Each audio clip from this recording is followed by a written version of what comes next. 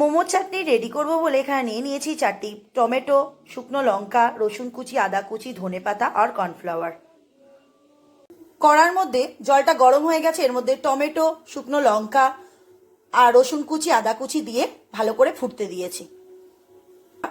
টমেটোটা ভালো করে নরম হয়ে গেছে, একটু নুন মিশিয়ে দিয়েছি এর মধ্যে, আর মিশিয়ে দিয়েছি 1 চামচ মতন গুলে রাখা কর্নফ্লাওয়ার, এর সাথে মিক্সড করে দিয়েছি। দিয়ে ভালো করে মিক্সড হয়ে গেছে, এইবার নামিয়ে ঠান্ডা করতে দিয়ে মিক্সিতে পেস্ট করে নেব।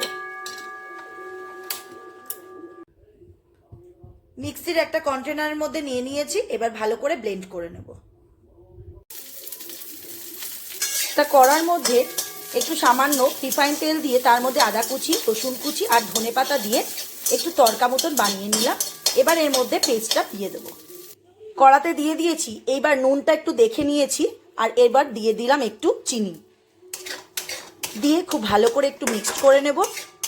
দেখো খুব সুন্দর কড়া থেকে গা ছেড়ে দিচ্ছে, তাহলে আমার মোমো স্পেশাল চাটনিটা রেডি হয়ে গেছে। রেডি হয়ে গেল মোমো স্পেশাল চাটনি। ঠিক এই মোমো স্পেশাল চাটনি তৈরি করার জন্য ভিডিওটি স্কিপ না করে সম্পূর্ণ দেখতে থাকুন। চলো ভিডিওটি শেষ করা যাক।